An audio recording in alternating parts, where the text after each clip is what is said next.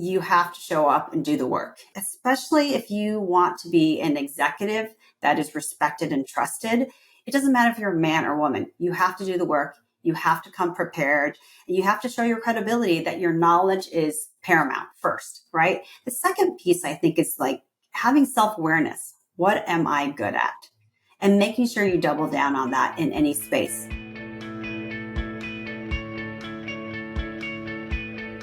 Welcome, everyone. I am so excited to be here today with Soon Hagerty. Soon, welcome to What the Fundraising. Thank you so much for having me. So let's just jump right in and have you tell everyone a little bit about you and your work and what brings you to our conversation today. Well, I'm excited to talk about our new foundation, the Boundless Futures Foundation. It's the foundation we just launched to help aspiring female entrepreneurs start their own business that helps solve a social issue. So my background is really built on entrepreneurism. I moved here as an immigrant from Vietnam when I was 5. My parents had 6.5 kids in tow with $300 in our pocket when we landed in the United States. And my dad had a truck that he really used like during the day to be able to think through the process of deliveries. And then he learned English at night. What happened is we realized at that time that, to have 7 kids, like my dad knew and my mom knew that we wanted to start a business. And so my background is really rooted in entrepreneurism. And so I was really lucky to be able to be an immigrant and experience this ability to create the life that you want through business. So that really propelled me to be a serial entrepreneur. So I started my first agency when I was 30. It was a PR agency, my second agency when I was 35. And then I started a restaurant just about 5 years ago. So, that background coming to the United States really propelled me to think like an entrepreneur. Amazing. And okay, so I was so excited to get the email about the foundation and the work that you're doing to support female entrepreneurs, focused on social impact. Can you talk to me a little bit about, I'm sure a lot of people who are listening to this already have their own assumptions around why this is so important, but from your experience and vantage point, like why is this focus on female founders starting businesses in particular such a critical issue area? Yeah, I'm really inspired just about through all entrepreneurs and their ability to take risk and to make a difference. But I also think there's a challenge with female entrepreneurs and the ability to raise capital, the ability to have role models. If you think about it, VC funding, less than all VCs give women money. So 2% of all the capital for VCs go to women. So there's this huge discrepancy. Yet there's research that shows 50% of entrepreneurs are women. So when you look at those two statistics, they don't really connect. And so our goal is to help women first have capital, to have access to capital, but also to have resources. When I started my first business, I was 30. I was green. I didn't know, should I start an Inc? Should I start an LLC, an S Corp? So you're very green, and you there's not a ton of role models out there that are women that you can just outreach to. This was when I started my business, 18 years ago. So I think entrepreneur is important, but there isn't a great roadmap for female entrepreneurs and the different challenges that they endure in this process. Quite different. Yeah. Okay. And what are some of the impacts? I mean, even hearing you say that, I'm like, oh my gosh, all the questions I had when I was starting my business, right? Around like the S Corp and the, just all those pieces, and just not feeling like, you can Google till your heart desires, but not feeling like you have kind of the support or that the advice that you're being given is really rooted in your wanting your success, right? You're kind of like sorting through all this advice out there. And so to have that sort of like dual support is really incredible. I'm curious, before we talk about, one of the things that I love that I saw in how your foundation is talking about this is that like the grants that you're going to give are no strings attached grants. So can you talk to us about what that means and why that is so important? Yeah, I mean, when we thought about this foundation, we thought about my husband and I, Nikhil, philanthropy in general. We have a passion for entrepreneurism. So we have a part of our life that will invest in different businesses, male, female, environment. But I also think, when I started, there's a whole level of integration. There's a whole level of complexity when you have somebody who invests in your business and owns a part of your business, right? You don't get the entire ability to grow the way that you want. So I like the idea that I can identify somebody who's got some raw, amazing talent and to be able to provide this mentorship support, but give her the ability to run the business the way she sees it. That's where the no strings attached comes from. I think there's great VCs that invest in your business. There's great banks that give you that, but there's a lot of parameters. And sometimes you're steered in a direction that maybe you didn't really want to go as an entrepreneur. So that's important to me. Yeah, that's a really, and so there's this piece there. I just had a podcast interview yesterday, which is probably why my mind is on this a little bit, around trust-based philanthropy and, the typical structure that happens in the nonprofit sector where the funders think they know best. And there's this real kind of like paternalistic attitude around how grant funding happens, and not trusting the nonprofits to really know what's best and what's in their interest. And I can imagine that with female founders in the entrepreneurial space, you see a lot of similar dynamics just because of, gender discrimination and all the different pieces. And so not only is it does it give them flexibility, but it also seems like it probably boosts their confidence and empowerment to be like, yeah, I know what's best for my business. Yeah, I love that you're saying that, because I think if you study the research of female entrepreneurs, their biggest challenge is to be able to understand that they can empower their own business.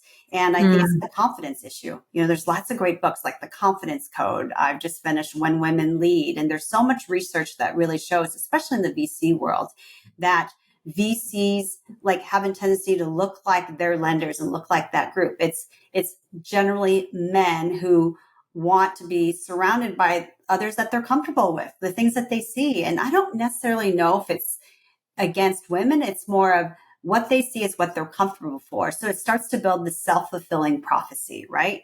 And so I think the ability for women to be able to have no strings attached builds their confidence. Exactly what you said, Mallory. It's like, that coupled though with what we call an advisory circle at Boundless Futures Foundation. It's a group of 3 women who've each started their own business. And so I've kind of picked a group where they have different talent. We have an individual, Robin Marcotte, who owns a leadership and development company. She started, and you can come to her and say okay, for me to be a president of this company, what are the skills I need? I'm building this team. I've got a team of 6, and I need to make sure that they're effective. I need to make sure that they're engaged. You can come to her. I have another advisory member, Stacey Feely, who is the perfect example of a grantee that I would support. She creates silicone products for your home to get rid of plastics, and it's called Go Silly. It's an amazing company.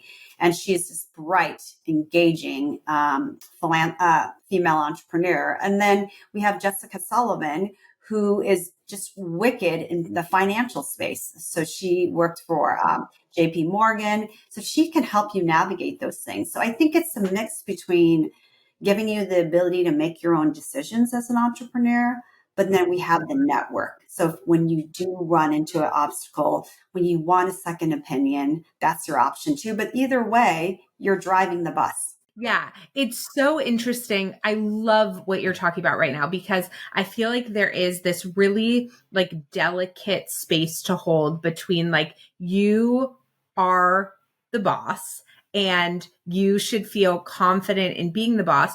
And that doesn't mean that you know all the answers to everything. And you not knowing all the answers to everything doesn't mean you're not good at running your business. But that's part of the entrepreneurial journey. And that's why this network exists, to support you to be the best leader you can be, the best entrepreneur you can be, but not to sort of take away your autonomy. Yeah. And, and that's exactly why I picked 3 female founders, to be able to give you that space. But my husband, who's also a co-founder of our foundation, is also a great resource. I think it's important it's not necessarily a male perspective, but maybe a different perspective. And so he's good at scaling companies. He took our company public. So it's surrounding yourself with first really smart people in general is key, but being able to call somebody and say, look, I had to present in front of this group of, 50 men or 100 people. As a woman, female leader, there is a difference. There is just a difference. And Mhm. sometimes it's hard to calculate. Sometimes there's a lot of research, but there is a difference. There's no doubt about it. Yeah. What do you think, like in your own entrepreneurial journey, what have been some of the hardest lessons that you've learned that have really informed how you're building this like support network and community? I think first and foremost, I think you have to show up and do the work. I don't think it's this idea that you can rest on your laurels. So, especially if you want to be an executive that is respected and trusted, it doesn't matter if you're a man or woman. You have to do the work. You have to come prepared. And you have to show your credibility that your knowledge is paramount first, right? The second piece, I think, is like having self-awareness. What am I good at? And making sure you double down on that in any space. Some of the mistakes that I see young leaders make or aspiring leaders is they feel they have to speak on every topic to sound knowledgeable. I think the key is be aware. And when people ask me what's the best advice you have for a new entrepreneur or a new leader is know what you're good at, know what you're not, and surround yourself with the things that you're not as knowledgeable about. So being really careful, like don't feel like you have to speak on it to sound intelligent, because guess what? Sometimes that will just, give you that opposite effect. So just being really clear. Okay, I love that advice. And I'm wondering if there's anything or resources that usually like recommend to folks when you see some of that like perfectionism, kind of overcompensation of because I mean I see that a lot in our space too, and a lot of anxiety and stress that comes from I should be able to speak to this, like I should be able to understand this entire ecosystem around how my nonprofit shows up or how my business shows up, as opposed to being like, actually, here's the piece that I really am the expert in. And then I leverage a lot of knowledge around that. What are some other like tools or resources that you provide these leaders to deal with some of that? Because it feels so Well, I common. mean, ironically, I listen to a lot of podcasts. I listen to a lot of different tools across the board. But a tool that I use is not necessarily a medium. It's just a thought process. I think you show intelligence by asking great questions, right? And so I think a lot of people are fearful to ask questions because it shows that they don't know. I think when somebody asks a great question, it tells me they're thinking two steps ahead, or they're thinking about this in a really strategic way. The most intelligent people ask great questions. And so then you get to show that you are a strategic thinker, but at the same time, you're learning something new.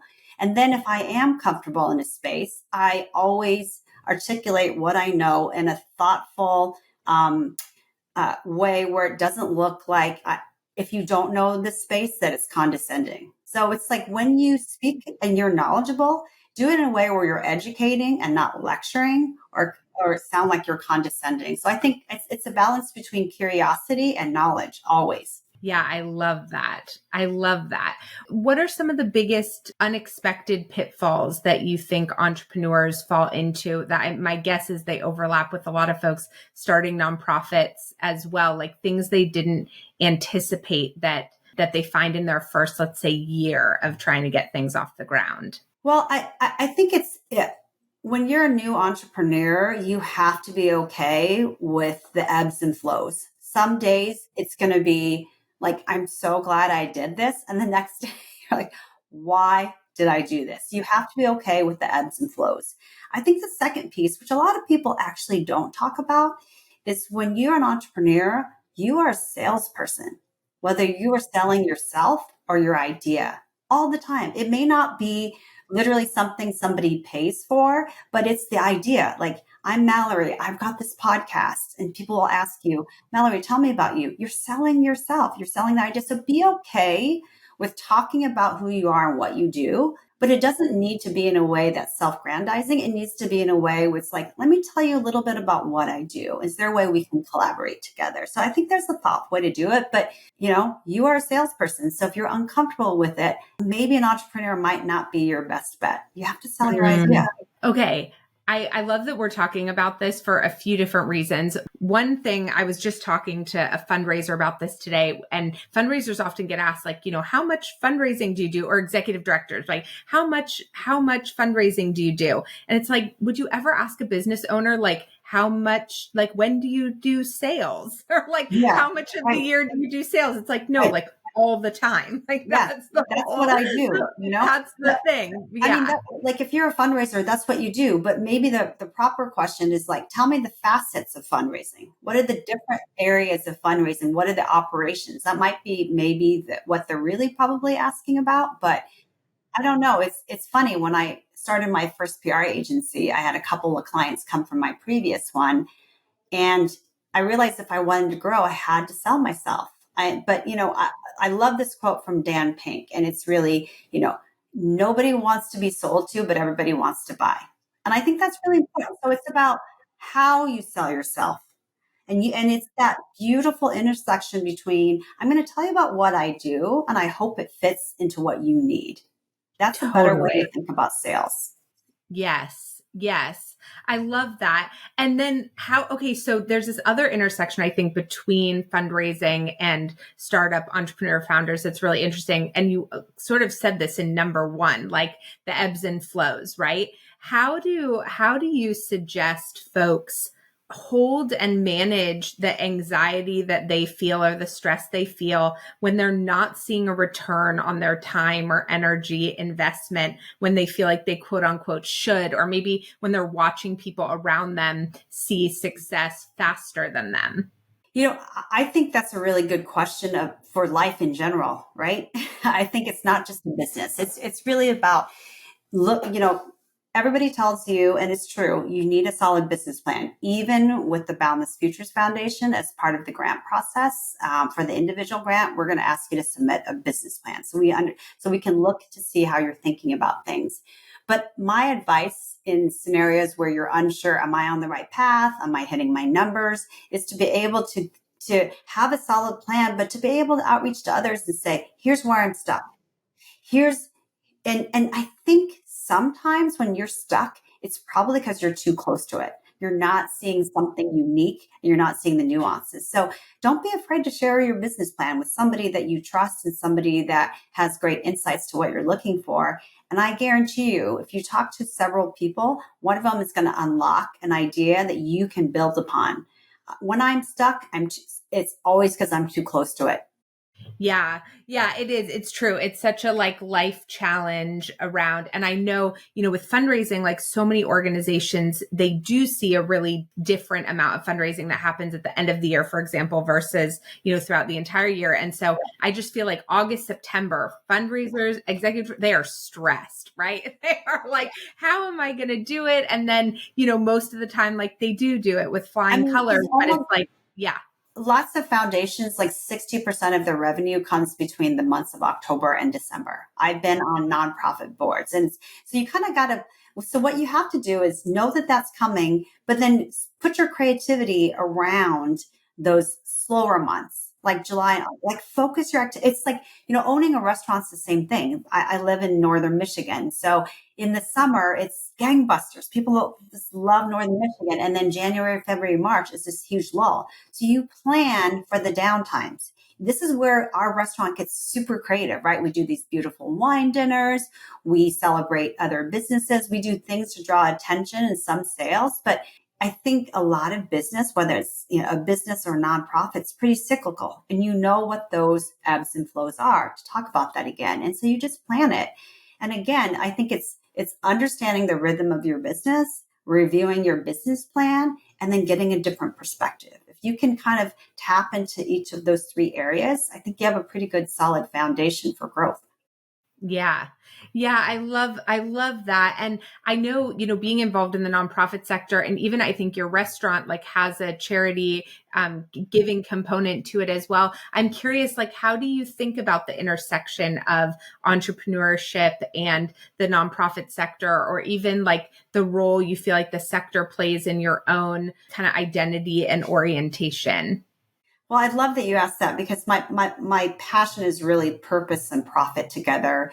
I mean, can you imagine if every business in the world had a purpose element to it? We could change so many things in such an incredibly shorter amount of time, right? Because how the business operates now in general is there's an organization that's a business that, creates revenue and profit. And then there's organizations that solve problems, right? And so I think they both have incredible value in the world, but if you can blend those together, I think it'd be incredible. So that's why I started the restaurant. I didn't start the restaurant because I knew restaurants are super profitable, which they aren't. I started it because I, it's my background.